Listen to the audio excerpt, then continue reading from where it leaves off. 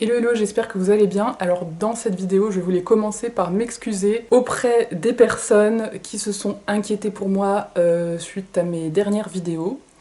Il y a quelques jours, bon là c'est un peu passé quand même je pense, mais il y a quelques jours, il y a une semaine, j'étais encore bien en une sorte de crise. Et donc j'ai inquiété des gens qui ont voulu appeler les secours et tout, voilà, parce qu'ils savaient pas que j'étais encore chez ma mère, donc il n'y avait pas trop de risques à ce niveau-là. Je pense que mes proches auraient appelé les pompiers, les machins, s'ils avaient vraiment perçu qu'il y en avait besoin. Donc voilà, je remercie néanmoins les personnes qui se sont inquiétées sur ma chaîne. Je m'en excuse vraiment du fond du cœur parce que quelque part j'ai l'impression de les avoir un petit peu pris en otage. Voilà, en plus c'était Noël et tout, je poste des vidéos où je suis pas bien, où voilà, j'exprime une certaine souffrance. Bon, bah ça a inquiété des personnes qui n'avaient pas demandé grand-chose. Donc je m'en excuse du fond du cœur. Voilà, j'ai pas trop d'autres moyens de m'excuser. Je pense que dans la crise psychotique, dans ce genre de fragilité-là, eh ben, il y a une, je veux dire, avec la souffrance qu'il y a, eh ben, il y a le contexte, l'extérieur s'efface, l'autre s'efface. Donc bon, je deviens un peu un petit côté psychopathe, je sais pas comment dire. Et voilà, j'ai moins d'empathie pour les personnes autour de moi, mes proches, les abonnés de la chaîne, et donc je vais pas me dire quand je poste une vidéo, quand j'écris quelque chose, que ça peut être émotionnellement perturbant pour l'autre, parce que ma souffrance est telle que je n'ai pas l'énergie en fait de me mettre à la place de l'autre.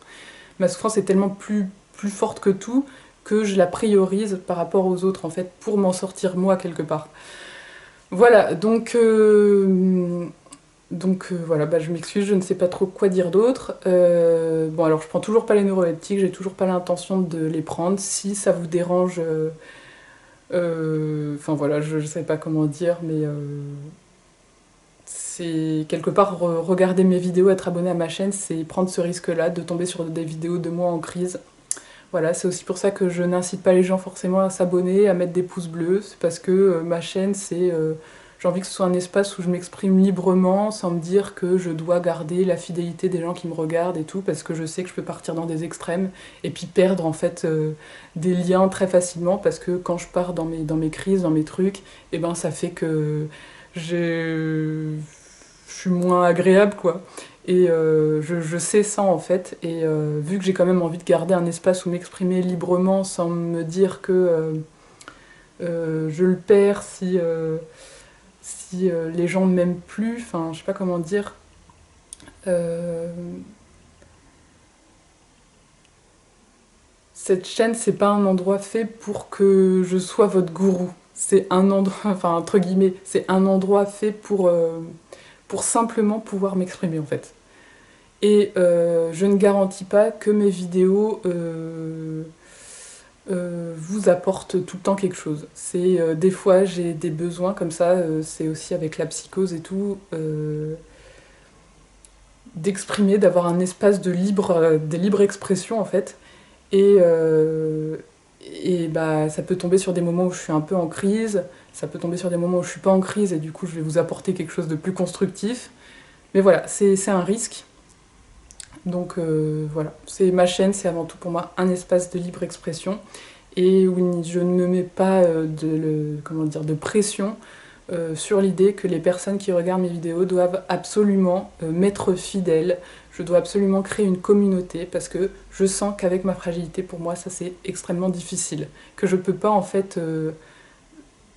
Quelque part, c'est le morcellement, je sais pas comment dire, je peux pas être cohérente et être totalement.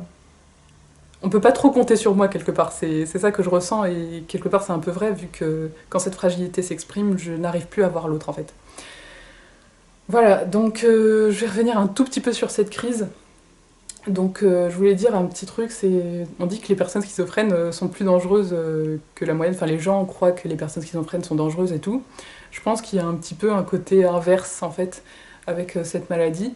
Ce qui me fait penser à ça, c'est parce que là, du coup, dans cette crise, en fait, il y a un moment où j'étais tellement dans mes trucs, où j'étais tellement déconnectée, en fait, que je me suis demandé si quelque part mes proches, ma mère, ma sœur, n'étaient pas un peu, comment dire, avait une conscience en fait. J'ai eu un peu ce délire-là, je croyais que j'étais la seule à avoir une conscience, que c'est la seule sur Terre à avoir enfin une conscience et que les autres n'avaient pas encore de conscience et qu'il fallait faire des choses pour qu'ils aient une conscience. Enfin bon, bref.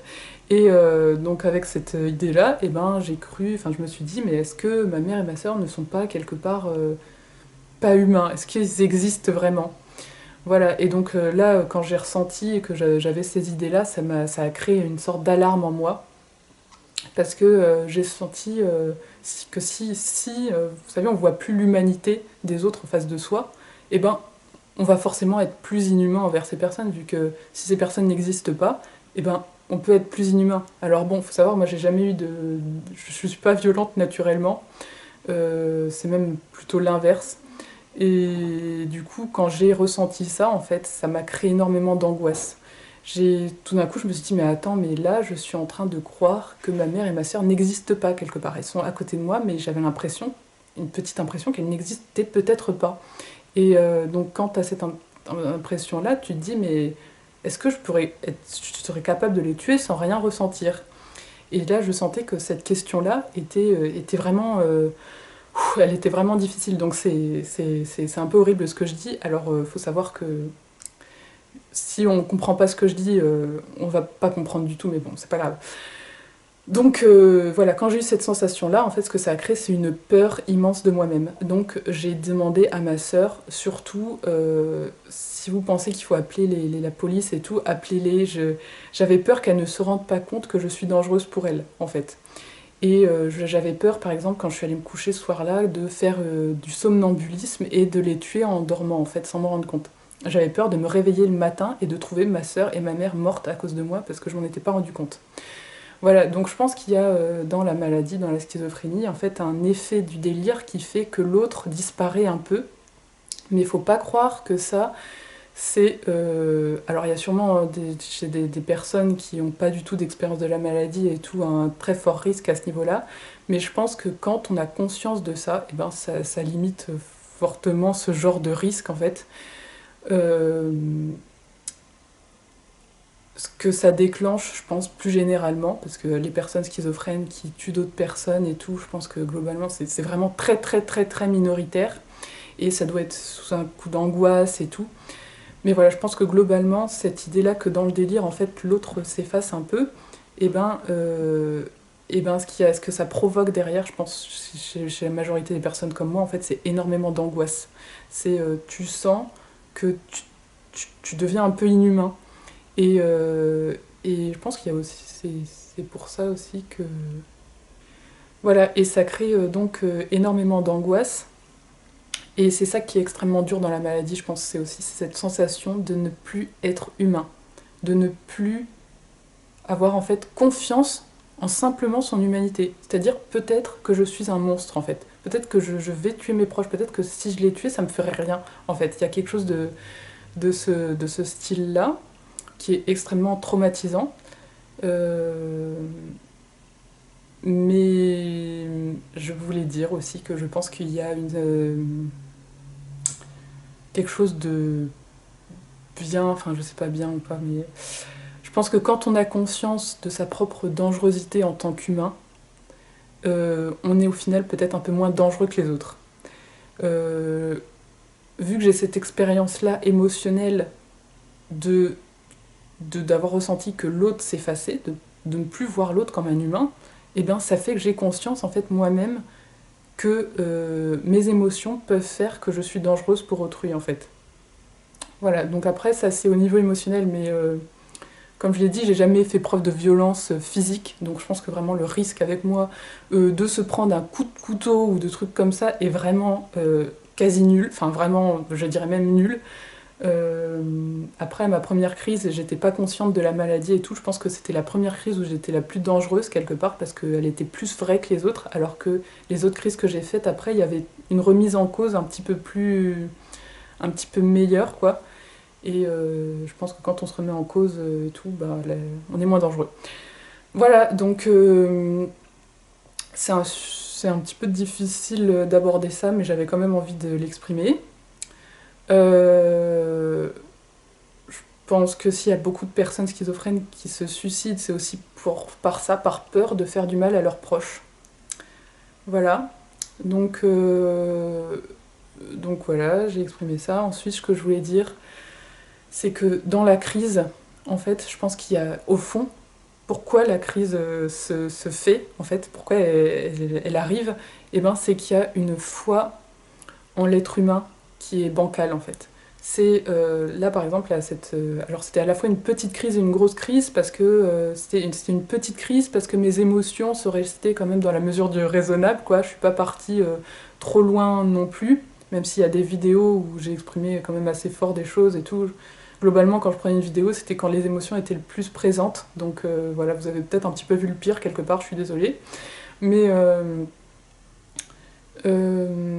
mais bon, elles sont restées quand même assez pas trop importantes, voilà, les émotions. Par contre, j'avais un fil directeur, et ça c'est vraiment typique de délire, c'est t'as l'impression que tu réfléchis à un truc pour t'orienter un petit peu quelque part. Donc ça c'est plutôt signe de grosse crise. Voilà, donc à la fois c'est une grosse crise et une petite crise, parce que émotionnellement il n'y avait pas grand chose, même si, enfin un petit peu quand même, mais pas tant que ça. Et il y avait quand même ce fil directeur cette notion de fil directeur de devoir réfléchir à mettre de l'ordre et machin, qui est un peu synonyme des grosses crises. Après les petites crises, voilà, moi c'est plus émotionnellement, je vais me sentir perdue et des trucs comme ça, mais il va pas y avoir de fil directeur. Après, ça m'arrive d'être plus instable et tout, et d'être un peu perdue dans ma tête, voilà, des trucs comme ça. Bon bref, donc du coup c'était un peu une grosse crise, mais pas complètement non plus. Et je pense que si ça n'est pas une crise qui s'est transformée en vraiment très grosse crise avec hospitalisation et des trucs comme ça, c'est par l'expérience. Voilà, c'est par mon expérience de la psychiatrie, par mon expérience du délire. Je pense que quand on ne connaît pas ça, eh ben, on n'a pas les moyens dans son cerveau, on n'a pas de quoi piocher dans son cerveau pour se rassurer. C'est-à-dire que là, par exemple, en fait, je sentais que ça allait pas et tout, et j'avais une expérience du comportement possible de ma mère, du comportement possible de ma sœur, de la psychiatrie. Quand je me disais, si là je finis en psychiatrie, comment ça va être? J'avais des souvenirs concrets de la psychiatrie, alors quelque part un peu effrayant, mais quelque part aussi rassurant, parce que quand on connaît pas la psychiatrie, en fait, quand on connaît peu la psychiatrie, tout ce qu'on va voir, tout ce qu'on va ressentir souvent, c'est l'émotionnel, c'est quelle émotion me renvoie la psychiatrie, l'image du fou, si on est déjà allé en chambre d'isolement, on va revoir que la souffrance et tout. Voilà, si on n'a pas beaucoup d'expérience de la psychiatrie, on va vraiment voir ça comme l'enfer, le lieu de l'enfer. Je sais pas comment dire. Alors que quand on a plus d'expérience de la psychiatrie, surtout que du coup j'ai déjà passé des hospitalisations sans prendre de médicaments, je perçois à quel point les psychiatres n'écoutent pas leurs patients et ne comprennent pas grand chose, et du coup ne misent que sur les médicaments, mais bon, du coup moi vu que je faisais semblant de les prendre, bon, tu te dis c'est quand même pas la meilleure méthode qui soit, surtout que bon, j'étais tombée une fois sur une psychiatre qui avait dit là je pense que vous allez mieux, c'est grâce aux médicaments, alors que je les prenais pas. Mais simplement j'avais un peu fait l'actrice, hein, enfin j'avais essayé de taire mes émotions davantage et puis elle avait cru que j'allais mieux grâce aux médicaments, alors c'est juste que j'avais eu peur d'être démasquée en fait dans ma fraude. Donc voilà, je pense que bon, les médecins misent beaucoup trop sur les médicaments, pas du tout sur la parole, ça fausse leur jugement, ils passent à côté de beaucoup de choses. Euh, voilà, donc bon, ce que je veux dire, c'est que quand on a l'expérience de la psychiatrie, même avec la chambre d'isolement et tout, quelque part, ça fait prendre un peu de distance malgré toute la souffrance qu'il peut y avoir en psychiatrie, malgré la maltraitance qu'il y a en psychiatrie, parce que, bah, en fait, avec mon expérience, je me rends compte qu'en fait, la psychiatrie, c'est rien. En fait, c'est juste de la merde. C'est les gens qui travaillent en psychiatrie, j'ai l'impression qu'ils travaillent comme s'ils allaient à l'usine. Bah après, ça dépend des personnes, il y en a des plus ou moins humaines, hein, des plus ou moins à l'écoute, des plus ou moins qui vont plus ou moins t'apporter quelque chose. Mais la psychiatrie, c'est un peu l'usine. Voilà, je vois un peu ça comme ça. Et je veux dire, je vais pas avoir peur de l'usine. Comment dire? Je pense que ce qui fait peur quand on connaît mal la psychiatrie, c'est l'idée que la psychiatrie est une entité consciente qui te veut du mal. Alors que quand on a vraiment de l'expérience de la psychiatrie, qu'on y est déjà allé longtemps et qu'on a passé des délires et tout, qu'on a une familiarité vraiment avec la psychiatrie, et ben cette idée qu'il y a une entité consciente qui te veut du mal, qui s'appelle psychiatrie, et ben ça s'efface parce que tu te rends compte que les choses sont plus compliquées que ça, que c'est plus complexe, qu'il y a juste des gens qui viennent travailler, qu'il y a une organisation et point en fait. Voilà, c'est pour ça que je dis que quand on a vraiment de l'expérience de la psychiatrie, une familiarité et tout, donc il faut savoir aussi que j'étais allée à l'hôpital de jour là avant ma crise et tout, que je me suis voilà, j'ai fait un petit peu toutes les activités possibles et inimaginables parce que je sentais que cette idée de familiarité avec la psychiatrie m'aiderait au cas où je ferais une crise en fait, que ça me rassurerait en fait de sentir un lien de tranquillité quelque part avec la psychiatrie. Voilà, donc c'est pour ça que là je dis qu'à mon avis, ça, d'avoir travaillé ça, ma relation à la psychiatrie, entre guillemets, avant cette crise, eh ben, ça m'a aidé à la passer parce que eh ben, il n'y avait pas cette peur supplémentaire de la psychiatrie qu'il y aurait eu si je n'avais pas travaillé ce lien en fait avec la psychiatrie. Je ne sais pas si on va comprendre ce que je veux dire. En tout cas, il est clair pour moi que quand on commence une crise, c'est pas noir ou blanc, on ne tombe pas dans la crise d'un jour à l'autre, on se sent un peu on sent un peu que ça va pas bien et tout. Et quand on a peur de la psychiatrie, ce qui est tout à fait légitime je pense, et ben ça va venir amplifier les symptômes, parce que ça va créer du stress, de l'angoisse, ça va réveiller plein de choses et ça va venir amplifier les symptômes. Voilà, donc je pense que la psychiatrie c'est un peu un cercle vicieux à ce niveau-là. Et donc c'est très important quand on a des troubles psychotiques de vraiment travailler la relation à la psychiatrie. Même si on ne prend pas des médicaments, c'est possible de se faire suivre et d'aller en psychiatrie, j'en suis un petit peu la preuve. C'est-à-dire que j'ai fait des ateliers de psychoéducation, j'ai fait de la psychoéducation, j'allais là-bas sans médicaments, je voyais ma psychiatre là, sans médicaments et tout. Quand on est malade, on n'est pas obligé de se soigner. Donc ce qu'il y a de très compliqué avec la schizophrénie, c'est que ça affecte le cerveau, le jugement. Donc c'est un peu compliqué de se sentir légitime envers son ou sa psychiatre, de dire je ne veux pas des médicaments, parce lui ou elle a fait 10 ans d'études et tout, et puis toi t'es malade, et en plus c'est un truc qui affecte le cerveau, donc t'es censé être un peu fou. En plus il y a cette idée que les personnes qui prennent pas les médicaments souffrent d'anosognosie, donc qui est un symptôme. Donc arriver à dire non à son psychiatre aux médicaments tout en étant suivi, c'est pas forcément facile, mais c'est aussi source d'une petite victoire aussi, je pense quelque part, quand on a cette volonté-là de ne pas prendre les neuroleptiques, c'est, bah vous voyez, en fait j'ai raison, c'est-à-dire que je peux ne pas prendre les neuroleptiques et me faire suivre, et voilà, il n'y a pas de danger, je vis simplement, voilà, on me laisse tranquille, quoi. Ouais, je pense qu'il y a une intrusion de la psychiatrie en fait à ce niveau-là, au niveau du choix des médicaments, qui est absurde. Je pense que ça crée de la persécution, ça crée de la méfiance. Pour moi, le choix des médicaments, ça reste un choix personnel. Après, c'est sûr qu'il faut peser le pour et le contre, quoi. Mais et il y en a vraiment du contre, il y en a vraiment beaucoup, hein, comme je l'ai pu le montrer à travers mes dernières vidéos. Voilà. Ensuite. Ensuite, je voulais dire que là, ce qui m'a un petit peu sauvée dans cette crise, c'est mon chien. Voilà, donc je n'ai pas fait de mal à mon chien. Après, j'étais un peu en crise, donc vu qu'il ressent un peu mes émotions et tout, ça l'a sûrement stressé. Mais je pense que mes proches se sont inquiétés de mon état et ça se... Je veux dire, ça coupe le lien en fait d'avec eux, alors qu'avec le chien, qui s'appelle Audi, eh ben, j'ai gardé le lien que j'ai toujours en fait un petit peu, même si lui il était sûrement un petit peu stressé et tout. Aussi j'ai senti que là j'étais pas dans un état normal et j'avais peur de l'inquiéter, voilà. Donc j'allais le promener, voilà, dans mon rapport à mon chien, c'est un peu bizarre, mais je pense clairement que ça m'a permis de sortir de la crise. Voilà, beaucoup plus facilement en tout cas que s'il n'avait pas été là.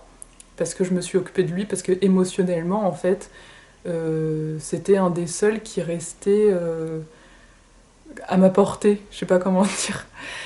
Euh, je me disais là je dois faire attention à lui parce que lui ne se rend pas compte, vraiment ne se rend pas compte, donc je dois faire attention à lui.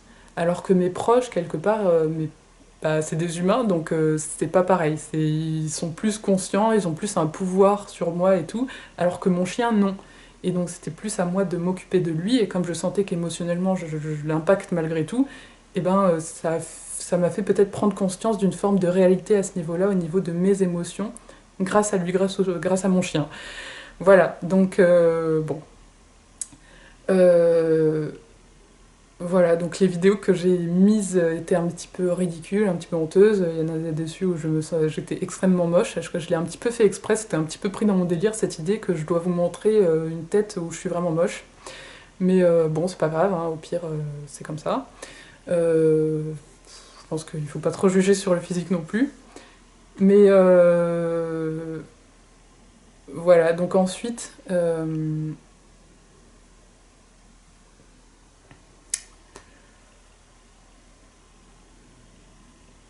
voilà, donc bon, bah là j'ai un petit peu résumé la crise.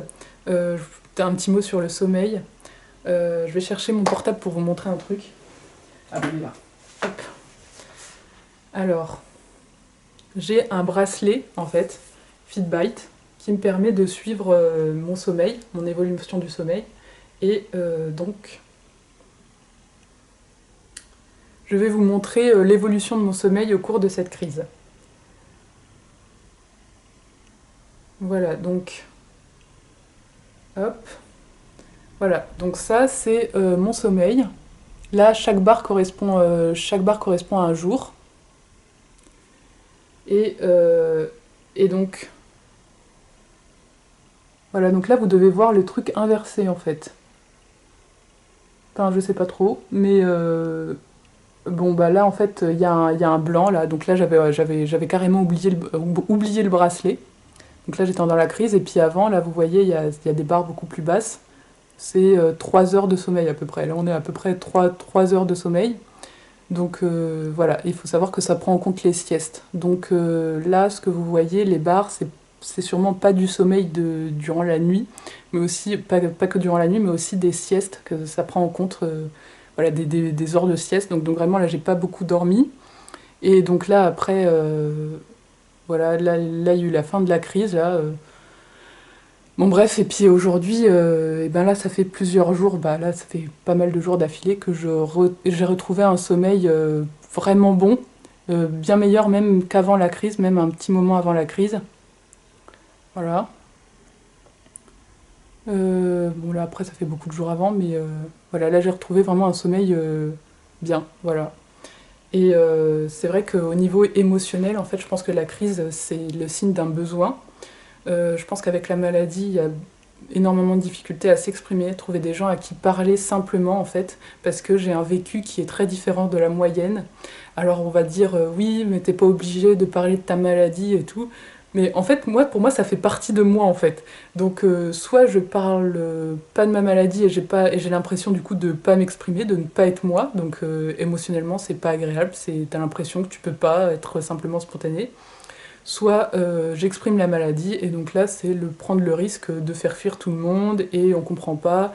Et voilà, et donc je pense que du coup, à ce niveau-là, la maladie, trouble psychotique, ça crée énormément d'impasse émotionnelle, puisqu'il y a beaucoup moins la possibilité de simplement être soi. Alors déjà, avant les crises psychotiques, j'avais beaucoup de difficultés à être spontanée.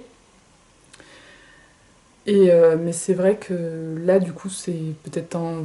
Je sais pas si c'est plus difficile ou moins difficile, mais bon, c'est toujours très compliqué. Et je pense que dans les crises psychotiques, il y a aussi un besoin qui s'exprime au niveau partage émotionnel, manque de foi en l'autre. Quand vous n'arrivez plus à partager émotionnellement avec d'autres et tout, quand vous n'avez pas cette possibilité-là, et ben, au bout d'un moment, vous avez l'impression de simplement être totalement seul, déconnecté de tout. Et je pense que la crise, en fait, ce que ça vient mettre en avant, c'est ce besoin de foi en l'autre, besoin de pouvoir créer du lien avec l'autre. Et, bah, le fait de penser n'importe quoi, d'être dans du délire, d'être dans du n'importe quoi, quelque part, ce que ça vient mettre en évidence, c'est ce lien en fait. Voilà, donc je sais pas si on va comprendre ce que je veux dire, mais bon. Et donc oui, ce que je voulais dire, oui, c'est que je pense que du coup avec la crise, ça crée une explosion émotionnelle, ça crée une explosion des peurs, de ce qu'on n'arrivait pas à dire et tout. Bon, c'est dit de manière complètement déformée, délirante, mais quelque part il y a quelque chose de cet ordre-là. Et donc après cette crise-là, en fait, il y a un moment où j'ai ressenti une sorte je sais pas, une déflagration intérieure, en fait, une déflagration dans mon cerveau. Et la crise est passée direct après. Alors je sais pas ce qui s'est passé, mais la crise est passée direct après.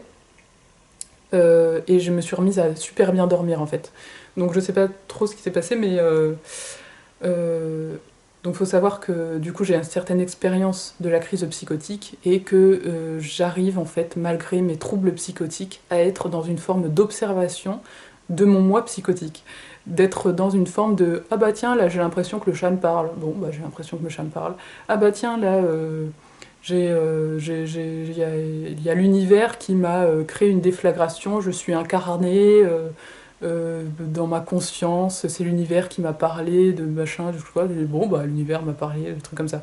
Donc quelque part j'ai conscience que c'est n'importe quoi, j'ai conscience qu'il y a quelque chose là qui cloche, mais je ne vais pas trop y réfléchir. À mes premières bouffées délirantes, ce qui se passait, c'est que quand j'avais des sensations pathologiques, eh ben, j'essayais de les expliquer. Et donc ça venait encore plus me tuer, en fait, me bousiller, me fatiguer, m'horrifier, me truc, parce qu'il y avait ce stress par rapport à d'abord, il y a la sensation psychotique, et puis après, il y avait le stress qui venait, mais d'où ça vient, pourquoi, comment, quoi.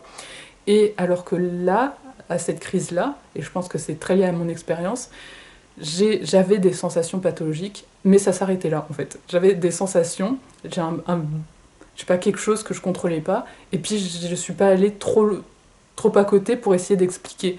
Alors bon, dans mes vidéos, j'ai quand même dit que mon chien était le sauveur de l'humanité. Bon, après, c'est quelque part, c'est à mon échelle, mon chien était le sauveur de l'humanité. Mais c'est vrai qu'au niveau sensation, euh, je suis pas non plus partie hyper loin dans la peur, dans les machins. Je pense qu'il y a aussi, avec les crises psychotiques, cette conscience que mon cerveau fait ce qu'il peut. Je sais pas comment dire, il y a une conscience de type biologique. C'est-à-dire que je sais pas comment dire ça, mais je laisse les choses aller en fait. Parce que j'ai conscience que si je me pose trop de questions, je vais m'en affliger un peu en plus. Quelque part, avec les crises, j'ai une confiance en ma biologie cérébrale. Alors c'est paradoxal, vu que j'en ai, du coup là, ça fait presque la sixième, mais il y a cette idée-là qui fait qu'en fait, je pense que mon stress durant cette dernière crise était moins fort, et donc ça a permis à la crise de passer. Je pense que dans la crise, voilà, après il y a la notion d'inflammation, je sais pas quoi, de cortisol qui augmente les symptômes psychotiques et tout. Je pense que déjà quand on subit une crise, un truc, quand ton cerveau se met à partir dans quelque chose dont il a besoin, voilà, à travers la crise psychotique, si déjà on arrive à être un peu relax autour de cette crise psychotique qui est un peu inéluctable, et ben ça permet d'en sortir beaucoup plus vite. Et autre chose, du coup, il y a aussi le rapport à mes proches.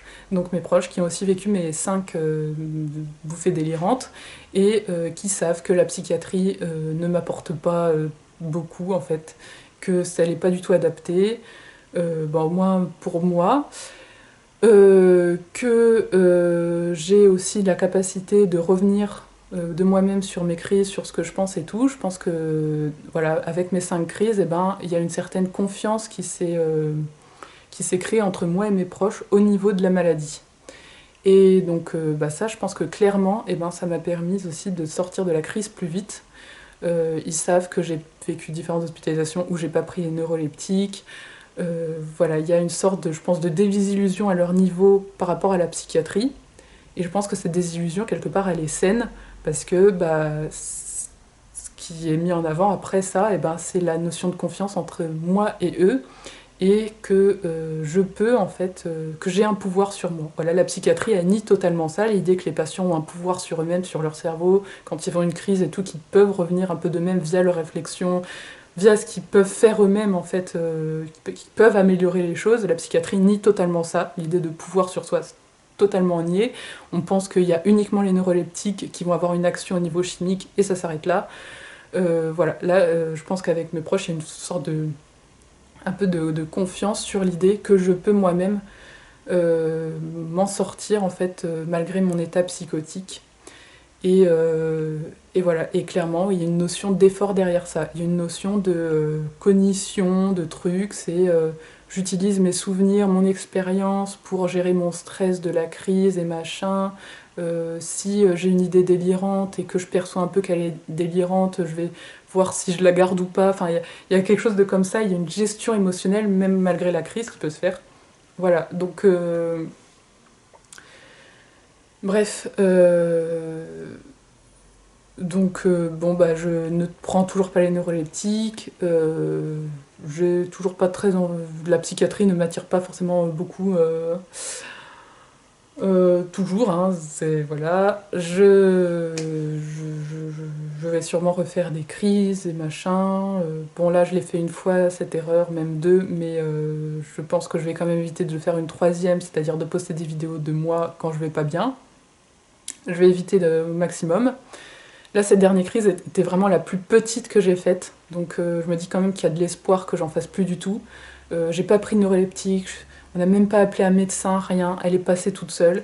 Donc quelque part, bah, c'est à la fois un peu un désespoir, mais aussi de l'espoir, parce que bah, genre, effectivement, ça fait la sixième, donc c'est beaucoup, mais en même temps, j'ai quand même beaucoup d'expérience maintenant, et j'ai pu gérer cette sixième crise toute seule, et elle est passée toute seule, et sans neuroleptique, et pour moi, ça c'est plutôt synonyme d'espoir.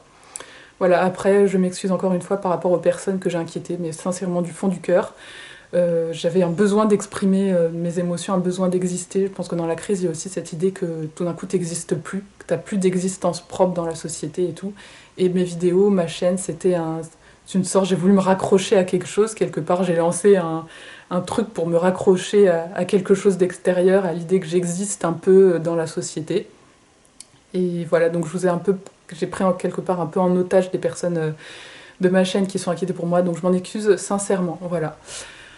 Je vous dis à bientôt dans une nouvelle vidéo. Merci énormément au passage de regarder des vidéos, parce qu'effectivement ça me permet d'avoir la sensation d'un petit peu exister. Après, moi, il y a un côté voyeuriste, je sais pas trop qui regarde mes vidéos et tout, donc bon, faut quand même que je me méfie un petit peu, hein, faut pas trop que j'ai foi, voilà, mais déjà c'est un espace où m'exprimer et c'est déjà énorme. Voilà, un espace où m'exprimer, où avoir un peu des gens qui écoutent ce que je vais exprimer, donc ça pour moi c'est déjà énorme. Voilà, donc je remercie qui que vous soyez, quelle que soit vos intentions, de regarder mes vidéos, parce que au moins ça me donne la sensation d'exprimer quelque chose et qu'il y a quelqu'un derrière la caméra. Bon, voilà, après...